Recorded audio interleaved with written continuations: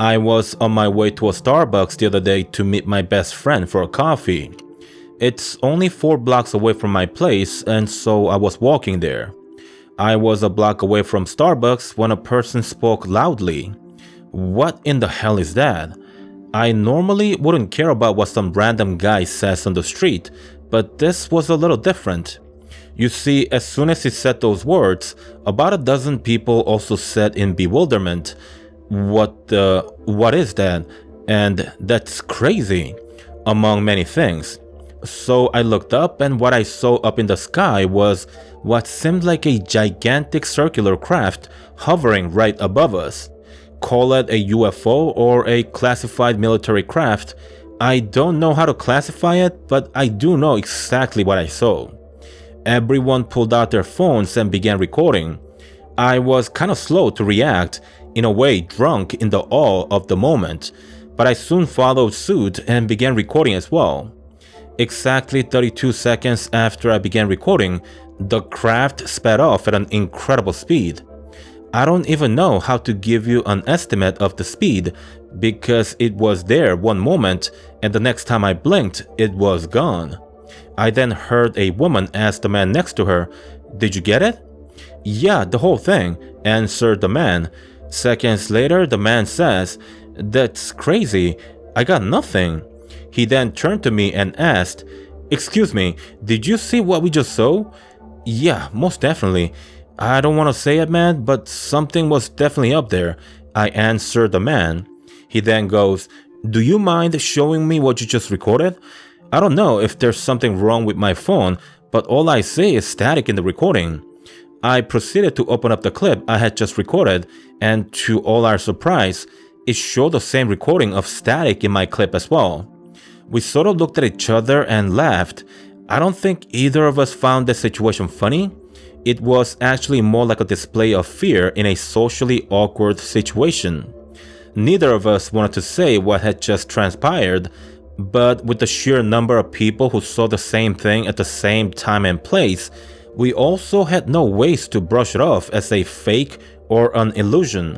Somehow and some way, our video recordings, along with everyone else's, had been tampered. The street was full of people talking about what they had just witnessed and how no one could record the craft in the sky. But soon the commotion died down and everyone continued on their own path. The strangest part of that day isn't the fact that I saw a huge craft up in the sky, nor that I couldn't record it. What I find most peculiar is how the story didn't even make it into a tiny segment of the news that day. They spoke about some random clip on YouTube and how the rich spoiled their kids, but somehow they had no time to report on the news of a UFO that was probably seen by hundreds of people in the city. Was this some cover-up? Quite honestly, I'm not sure. In fact, I don't think there's one person on that street who could answer that. However, it does make you wonder, no? If an event of this magnitude seen by hundreds of people in a large city can be forgotten so easily, you have to think, just what would it take for people to believe that some of these claims of UFO are actually real? Perhaps I feel this way because I'm only a simple man, but I'm truly stupefied by this.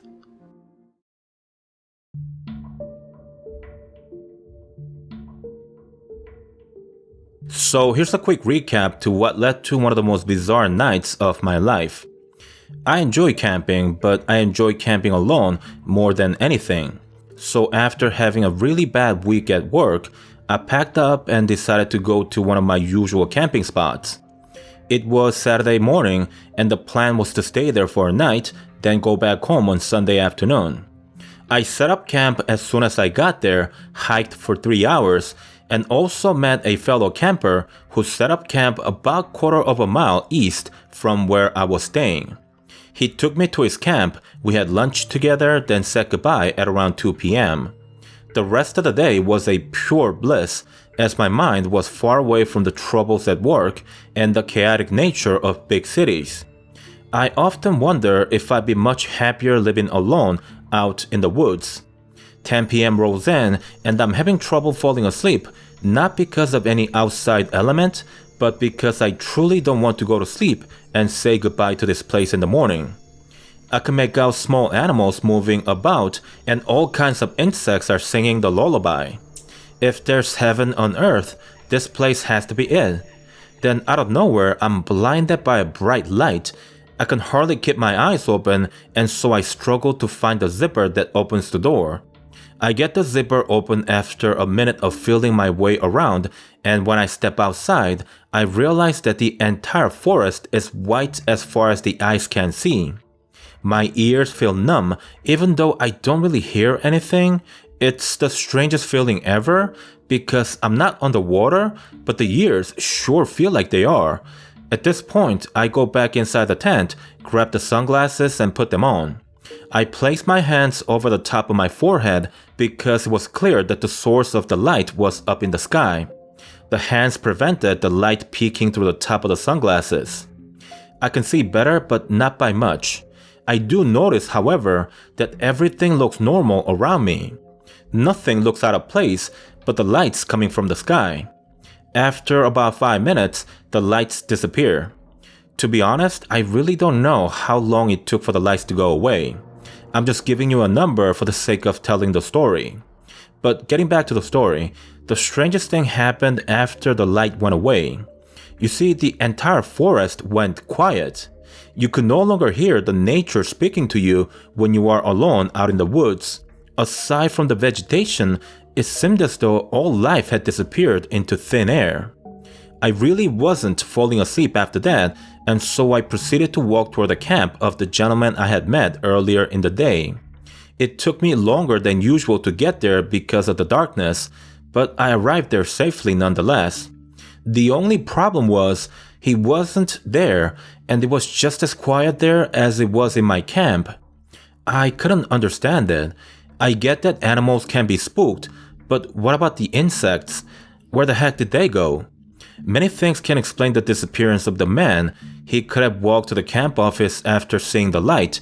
Maybe he went to my camp and we missed each other, or maybe he's just lost somewhere in the woods. I wasn't too concerned for the man, but I definitely was spooked by the quietness of the forest. The next thing I did was to walk toward the camp office, but no one was there. I walked to my car and waited until daylight. The camp office opened at 9 a.m. and I spoke to one of the people there to report what had happened the previous night. Now, keep in mind, I didn't spell things out exactly as they happened. I just told them I saw a bright light and that it may have been from a helicopter. I didn't tell them about the quietness of the forest, nor that I thought it was something paranormal. This wasn't because I was embarrassed to tell the truth, but rather due to the fact that people take you more seriously if you explain incredible things with more terrestrial explanation. I also told them about the potentially missing camper, but the gentleman whom I spoke to seemed rather disinterested. Therefore, I gave him an imaginary middle finger and walked to the potential missing camper's campsite on my own. I was at the campsite from 11 a.m. to 2 p.m., but the gentleman didn't show up. I went to the camp office again and told them about my findings, but once again, you could tell they couldn't care less. I went back to my campsite, packed things up, and left the premises right away. After that, I stopped going camping for a good while. It took me nearly a year to feel comfortable going back into the woods, and when I did, I purposely went back to the same campground. Unfortunately, new people were working at the camp office and they couldn't fill me in on whether or not the potentially missing camper was found or if he was missing in the first place. I still go camping on a regular basis and still enjoy the same forest till this day. Nothing out of the ordinary has happened since then, and that's a good thing, but sometimes I wish for it to happen again, as crazy as that sounds. I don't know, I just feel like I could have found out so much more if I wasn't so scared that night. I think the second time around, I might just handle myself better and find out the source of the light once and for all.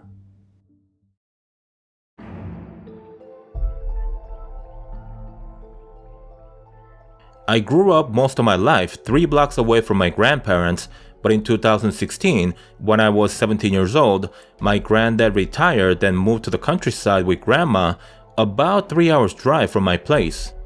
Having grown up alongside them my entire life, we are very close and I miss them terribly once the old house was sold and I could no longer go visit them every day. It may seem melodramatic to most kids my age, but family's always been very important to me. So in the summer of 2016, I made plans to stay with my grandparents for an entire week, and my dad drove me to their place a couple of weeks into summer vacation. Dad stayed for a night and left the next day. I helped out Grandpa with some repairs in and around the house on the second and third day. Then, unfortunately, on the fourth night, Grandma mishandled a kitchen knife while cooking dinner for us and had to be rushed to the ER. I wanted to go with them but had to stay behind because I had to look after the farm animals. My grandparents owned a dozen sheep, 8 chickens and 2 horses, but 3 of the sheep were attacked by some wild animal a week before I arrived, and only the carcasses were found in the morning after the attack. I grew up around guns and knew how to handle them, so Grandpa left me with a loaded rifle and some extra ammo before leaving. It was around 10 p.m. and I was watching TV when the lights went out. I left my phone on the kitchen counter and had no idea where Grandpa kept his flashlight. It was pitch black inside the house because there's absolutely no ambient light in the countryside aside from the moon. I carefully felt my way toward the kitchen, and after what seemed like an eternity, I had finally got a hold of my phone. I pressed on the home button to get some much needed light, but the damn thing wouldn't turn on. I thought maybe the phone turned itself off because it does that once every few months. But it refused to turn on no matter how many times I pressed the power button. I was a little scared because I was obviously alone out in the middle of nowhere. From what I knew, the closest neighbor lived a couple of miles down from the main road, so if something happened, I was on my own. Even so, I stayed calm and waited for my eyes to adjust to the darkness. The last thing I wanted was to fumble around in the darkness, knowing fully well I had a loaded rifle near the couch. I slowly began to see better, but I think it took at least 10 minutes before I was able to walk around with some confidence. I grabbed the rifle right next to the couch and was about to head outside to start the generator, but the doorknob at the front door wouldn't turn. I twisted it with a little more force, but it wouldn't budge. I gave up after a while because I didn't want to damage it any further. I went to the kitchen to access the rear door, but it was the same story. The locking mechanism seemed totally shot and the doorknob barely moved, even with excessive force exerted on it. As a last resort, I tried the window, but I couldn't get the locking lever to move either. The window shook physically when I tried to flip the lever, so it wasn't the entire window that was stuck. It was only the metal locking mechanism that refused to budge. That's when I remembered I had left the bathroom window slightly ajar when I was taking a dump. I went to the bathroom and was able to lift the window up. I was able to squeeze through the tiny opening, but didn't look too graceful while doing so. I kind of fell out of the hole head first and landed awkwardly on the ground. I was about to walk toward the Jenny when I realized a strange warmth in the air. It was summer, but it was unusually cool on that particular week. I remember the breeze was cool while I was taking a dump earlier in the evening, so it was truly bizarre that the air outside felt warm. Some seconds later, I felt a buzz, or maybe like a hum that coursed throughout my entire body. Keep in mind that I felt this hum and I didn't hear it. Then the ground shook gently as if we were having a small earthquake, and that's when I looked up because I knew the hum was coming from the sky and not the ground. My head and ears felt ticklish from the vibration, and although I couldn't see anything up in the sky, I just knew something massive was right above me. The hum slowly faded into the distance until all was normal and calm again after what seemed like about 2 minutes. Grandpa and Grandma came back home early in the morning, and we had to break a part of the door in order to get it to open. Later inspection revealed that the door locking mechanism was fused into one piece. It looked as though some smaller parts of the metal mechanism had actually melted and fused together with the bigger parts. It looked clean with no discoloration, and the wooden frames around it didn't even have a single burn damage.